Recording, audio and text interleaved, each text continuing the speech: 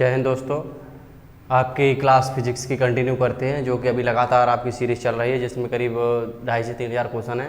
ऐसे ही बायो की में 2.5 से 3-4 हज़ार क्वेश्चन है। ऐसे ही केमिस्ट्री में जो कि डीप्थ में क्लास कराई जा रही है। ये बेसिक, इसका बेसिक भी कॉन्सेप्ट देते हैं, उसके बाद क्वेश्चन कराते हैं। इससे आपकी प्रैक्टिस अच्छी होगी। यानी कि यूथ पब्लिकेशन की जो बुक है वो पूरी की पूरी सॉल्व करा रहे हैं, जिसमें प्रीवियस क्वेश्चन साइंस के क्वेश्चन हैं, बहुत ही आपके लिए हेल्पफुल होंगे। जो कि आप प्रैक्टिस सेट उठा के देख लें, वहाँ से क्वेश्चन आपको जो हम कराएं क्वेश्चन वहाँ पे आपको देखने को मिलेंगे ज़रूर। तो प्रत्येक वीडियो को आप अच्छे से देखें। करीबन हमने 1000 क्वेश्चन इसमें कंप्लीट कर चुके हैं फिजिक्स में। ऐसे ही 400-500 क्वेश्चन केमिस्ट्री, 400-500 क्वेश्चन बायो में कंप्लीट हो चुके हैं। आपकी ग्रुप डी की परीक्षा से पहले सारा का सारा सिलेबस जो भी फिजिक्स केमिस्ट्री बायो का है वो हम कंप्लीट करा देंगे। ठीक है, तो चलिए क्वेश्चन लगाइए, स्टार्ट कीजिए। देखिए, यानी कि आज का पहला क्वेश्चन मतलब है इसमें, जो कि पहला क्वेश्चन है 1021, यही है? ठीक है, देखिए पहला क्वेश्चन है, एक एकल आवृत्ति द्वारा उत्पन्न ध्वनि को कहा जाता है। तो ये खाली जगह दी हुई, क्या कहा जाता है? आयाम कहा जाता है, टोन, स्वर या तान या पिच, तो या तरंग दैर्ध्य से कहते हैं, टोन कहते हैं। और दूसरा नाम स्वर और तान भी कहते हैं। क्या कहते हैं? तान। आवृत्ति जो द्वारा उत्पन्न जो ध्वनि होती है उन्हें हम टोन कहते हैं। क्या कहते हैं? टोन। ठीक है, क्या कहते हैं? टोन।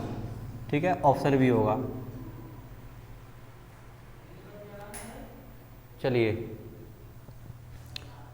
नेक्स्ट क्वेश्चन की तरफ चलते हैं।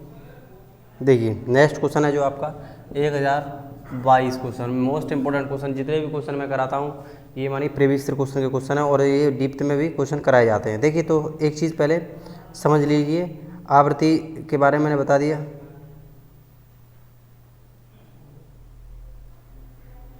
ठीक है, ठीक है, ठीक है।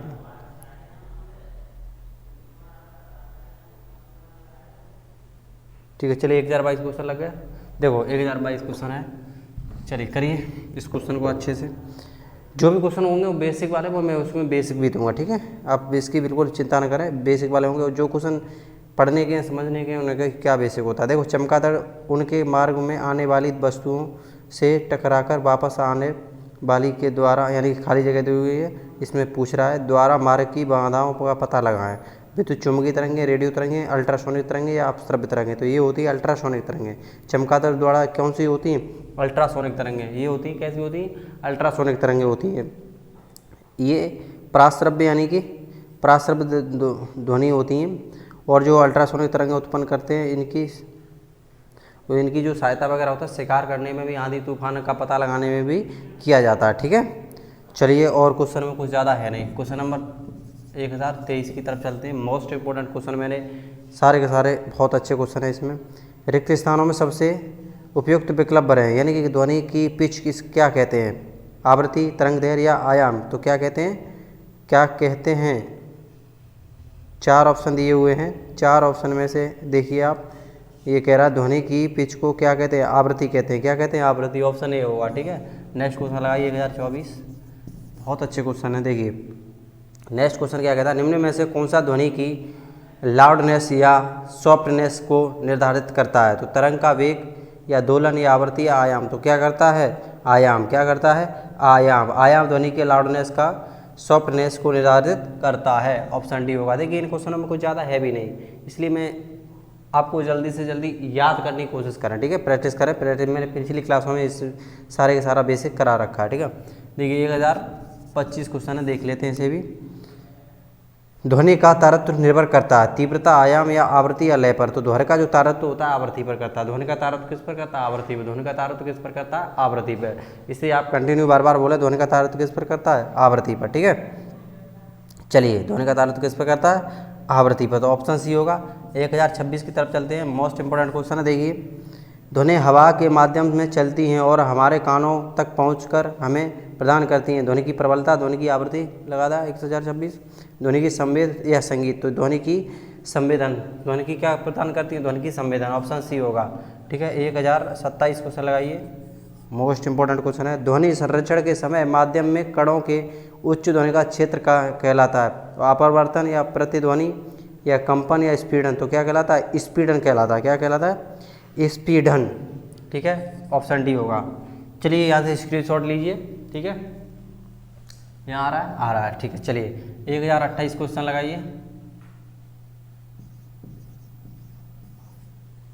देखिए 1028 क्वेश्चन की तरफ चलते हैं। मोस्ट इंपॉर्टेंट क्वेश्चन है, देखिए एक प्रतिध्वनि के लिए स्रोत और परावर्तक के बीच, देखिए सारे के सारे क्वेश्चन आपके यहाँ आ रहे होंगे, अच्छे से आप आंसर साथ दें। अगर साथ में आंसर आप न दे पाएँ तो आप क्वेश्चन को समझने की और सुनने की कोशिश करें, याद करने की कोशिश, ठीक है। स्रोत के परावर्तन के बीच न्यूनतम की दूरी लगभग कितनी होनी चाहिए? 34 मीटर, यानी कि सुनने की जो क्षमता होती है हमारी कम से कम कितनी होनी चाहिए? 34 मीटर, 35 मीटर या 17 मीटर या 10 मीटर, यानी कि जो अच्छी हेल्पफुल होती है जो ध्वनि सुनने की वो कितनी होनी चाहिए? जैसे डीजे हुआ और जैसे बड़े बड़े साउंड हुए तो कम से कम दूरी 17 मीटर की होनी चाहिए। हमारे डिफरेंट होने चाहिए, अंतर होना चाहिए, कितना होना चाहिए? 17 मीटर का होना चाहिए, ठीक है, 17 मीटर। ऑप्शन सी होगा, देख लीजिए आप, ऑप्शन सी होगा। 1029 क्वेश्चन लगाइए, देखिए कितना होना चाहिए? 17 मीटर। ध्वनि तरंगों के परावर्तन द्वारा उत्पन्न ध्वनि की पुनरावृत्ति क्या कहलाती है? दोहरा, प्रतिध्वनि या शेर या नोट, क्या कहलाती है? प्रतिध्वनि कहलाती है। ध्वनि तरंगों के परावर्तन द्वारा उत्पन्न ध्वनि की पुनरावृत्ति क्या कहलाती है? प्रतिध्वनि, ठीक है। चलिए ऑप्शन बी होगा 1029 का। चलिए 1030 क्वेश्चन लगाइए। देखो, एक लड़के ने एक चट्टान के पास ताली बजाई और 3 सेकंड के बाद उसे प्रतिध्वनि सुनाई दिया। यदि ध्वनि की गति 346 मीटर सेकंड है तो वह लड़का किस चट्टान में कितनी दूरी हो गई? तो देखो इसमें कुछ नहीं है, ये क्वेश्चन 1030 लगा दिया, यही है, ठीक है। ध्वनि की चट्टान तक पहुंचने में लगा समय कितना है? T1, और तथा वापस आने में T2। गया एक बार, आया, यानी कि वापस गया एक बार, आया, ठीक है, तो T1 और T2, ठीक है। यानी कि देखो कुल समय यहाँ, ठीक है, हो जाए, देखो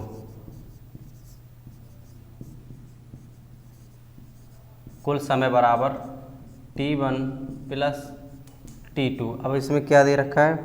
देखो यानी डिस्टेंस, बीच की दूरी, यानी कि डिस्टेंस जो आपकी दे रखी है D अपॉन वैल्यू कितनी है? 346 प्लस D अपॉन 346, ठीक है, कितनी दे रखी है? बराबर जो इसने कह रखा है, और 3 सेकंड है, कितनी दे रखा है? 3 सेकंड दे रखा है, ठीक है।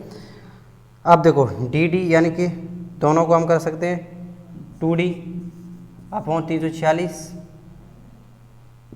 नीचे आ रहा है 346 बराबर 3, ठीक है। अब बराबर 3, अब काट दीजिए, कुछ नहीं है इसमें, ठीक है,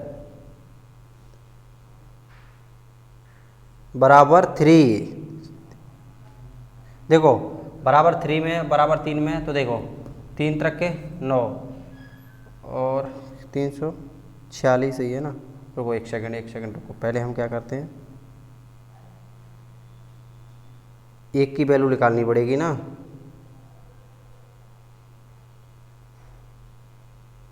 एक बार 346/3, तो 3 1 3, 3 1 3, और ये नहीं कट रहा है 3 से, हाँ 2D है। रुको एक सेकंड, बिल्कुल अब आ जाएगा।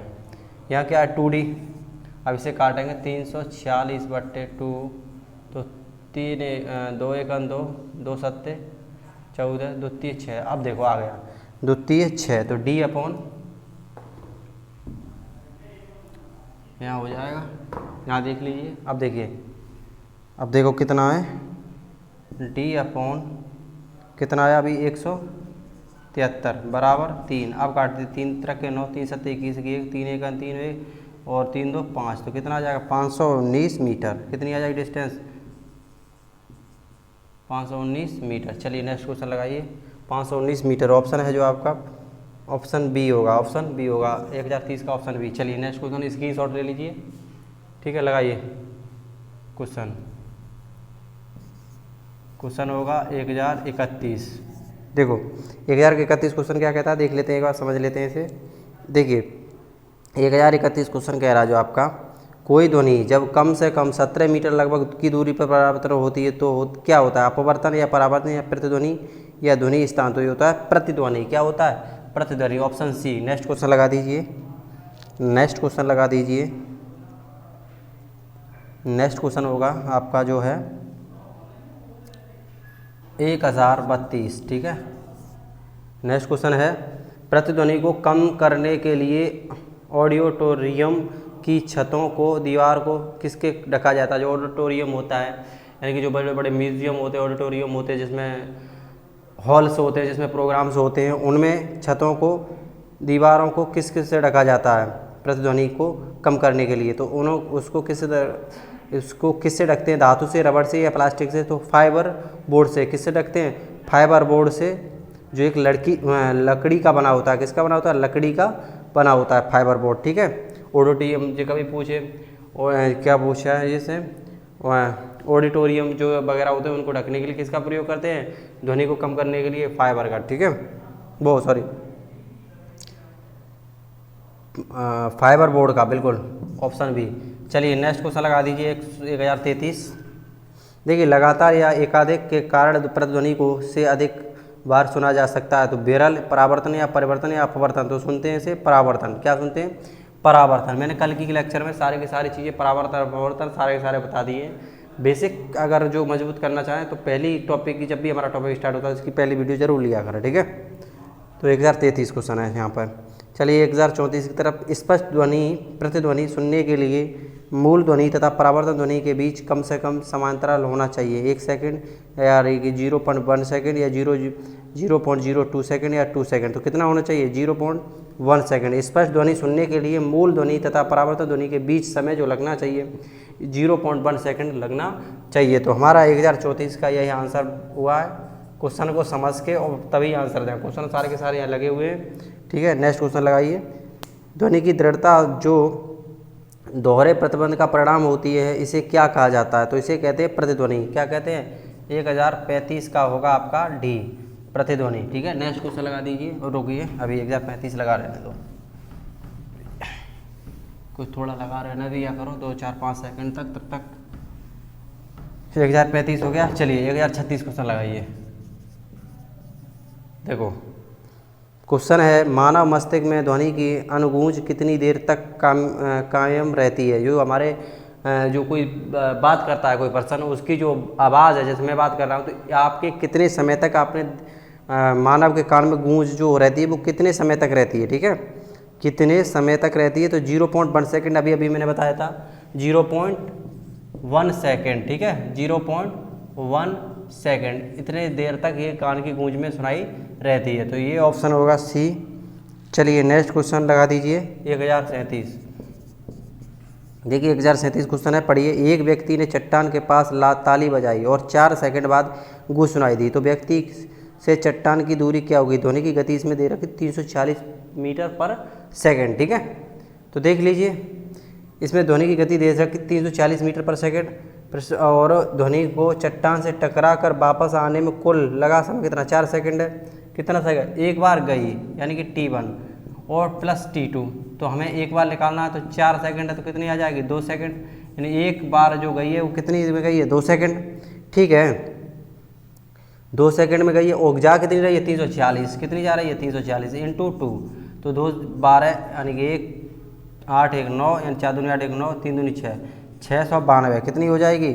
692 मीटर दूरी हो जाएगी। उम्मीद है आपको समझ में आएगा। कुछ नहीं क्वेश्चन में होता है। देखो अभी मैं आपको एक चीज़ बताता है। देखो कुल दूरी जो दे रखी है इसने, कुल दूरी,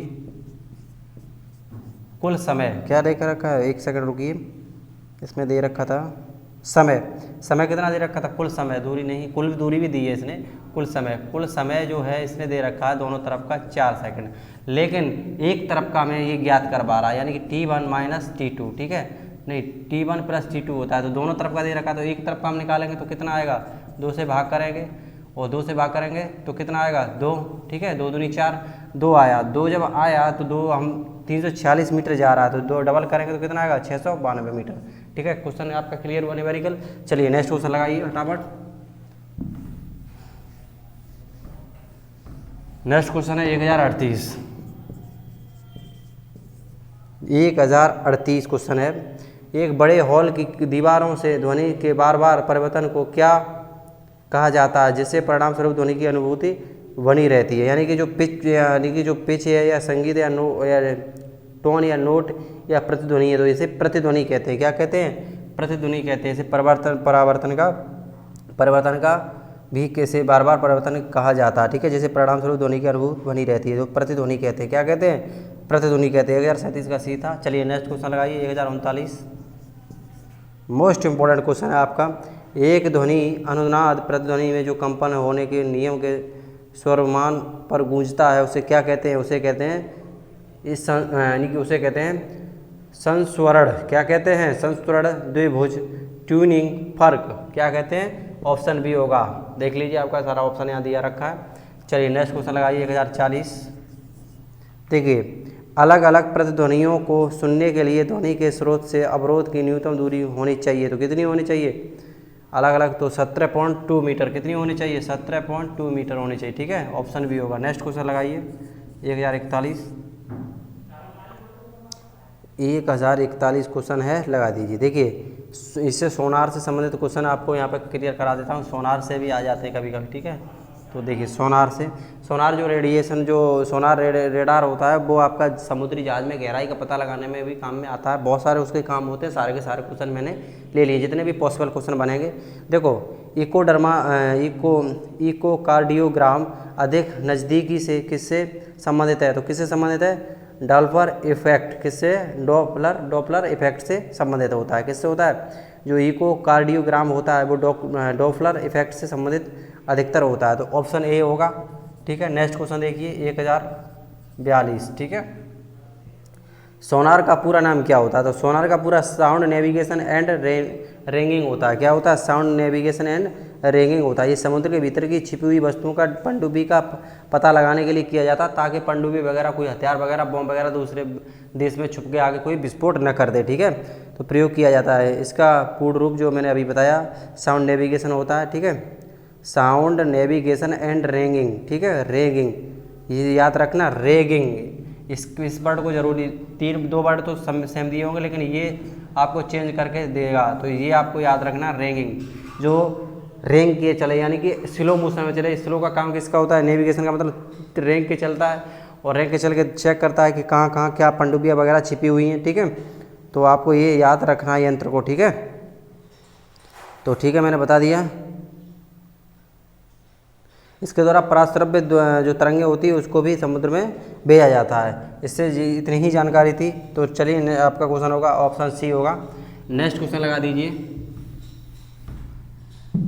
नेक्स्ट क्वेश्चन है जो आपका है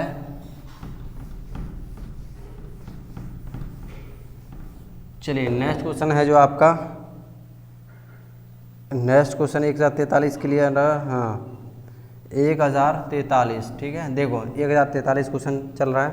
निम्न में से सोनार की मदद से मापा जा सकता है। क्या मापा जाता है? हवाई जहाज़ों की दूरी, या जंगल में जानवरों द्वारा उत्पन्न ध्वनि, वायुयानों की ध्वनि पिच, पानी में अंदर मौजूद वस्तुओं की दूरी, दिशा और गति। ये तीनों नापी जाती है। दूरी, दिशा और गति नापी जा सकती है। ऑप्शन डी पानी के अंदर बहुत अच्छा काम करता है। तो 1044 क्वेश्चन लगाइए। नेक्स्ट क्वेश्चन होगा शब्द रडार किससे उपयुक्त है? तो शब्द रडार जो आपका है रेडियो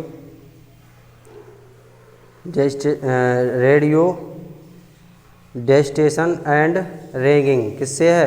शब्द रडार जो संबंधित है ऑप्शन डी होगा, रेडियो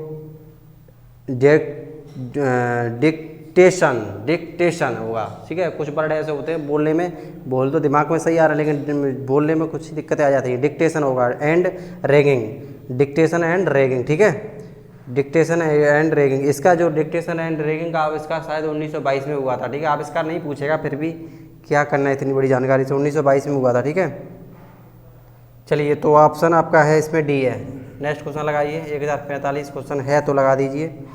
सोनार में मौजूद मुख्य उपकरण क्या है जिसका उपयोग पानी के नीचे मौजूद की दिशा और गति का पता लगाने में किया जाता है? ऑप्शन ए है, ऑप्शन बी भी दिया है, ऑप्शन सी यानी ट्रांसमीटर और डिटेक्टर क्या होते हैं? ट्रांसमीटर और डिटेक्टर होते हैं। ठीक है, ऑप्शन सी होगा आपका। नेक्स्ट क्वेश्चन लगाइए 1046। तो क्वेश्चन यहाँ तक क्लियर हो चुके हैं आपके। 1045 तक क्वेश्चन थे। लास्ट क्वेश्चन बचा 1046। एक सेकंड में चेक कर लेता हूँ।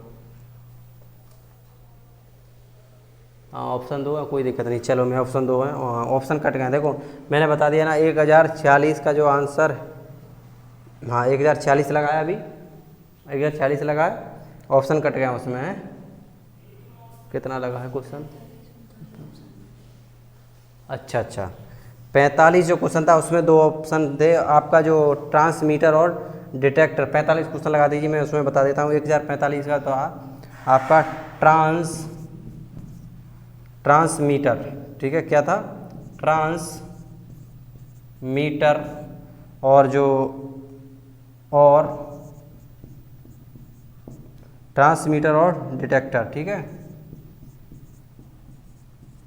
ये लिख लीजिए। ऑप्शन 145 का सी था, ठीक है, सी उसमें ऑप्शन नहीं होगा, ये होगा। चलिए नेक्स्ट क्वेश्चन लगा दीजिए 1046। समुद्र की गहराई निर्धारित करने के पानी के नीचे की पहाड़ियों को यानी घाटियों को, पनडुब्बियों यानी कि हिमशैल आदि का पता लगाने के लिए किस तकनीक का उपयोग किया जाता है? तो सोनार का किया जाता है। किसका किया जाता है? सोनार। किसका किया जाता है? सोनार का पता लगाने में, इन सब का पता लगाने में, पानी में जो अंदर चीज़ें छिपी होती हैं उनका पता लगाने किस में किया जाता है? सोनार का उपयोग किया जाता है। एक ये रेडिएशन होती है, क्या होती है? ये रेडिएशन होती है, ठीक है, जो कि ये रेडिएशन के माध्यम से हम चीज़ें, जो कंप्यूटर लगा होता है, जो हमारे जहाज़ों में बड़े बड़े जो जहाज़ होते हैं उनमें कंप्यूटर लगा होता है, एक ये रेडिएशन भेजता है, ठीक है, ये रेडिएशन से वो उसमें कैमरे में कैद हो जाती चीज़ें, क्या हो जाती? कैद हो जाती, छप जाती है, यानी कि पता चल जाता है। इसकी काफ़ी दूरी भी होती है, रेडिएशन की काफ़ी दूरी तक चले जाते हैं। जैसे कि आपने देखा होगा, रेडिएशन मारेंगे, जैसे लाल लाइट देखी होगी, कभी लाल लाइट पानी में मारना, तो ये नहीं कि पानी में रुक जाएगी, नहीं, वो अंदर तक चली जाएगी, जहाँ तक जाएगी उसकी क्षमता होगी, ठीक है। तो यही तकनीक के द्वारा चीज़ों को खोज लिया जाता है कि कौन सी चीज़ कहाँ होती है। तो इसकी काफ़ी दूरी अच्छी काम करती है सोनार, ठीक है, ये यंत्र होते हैं। तो आपकी क्लास यहीं तक रखते हैं, तब तक के लिए चलते हैं। जय हिंद, जय भारत।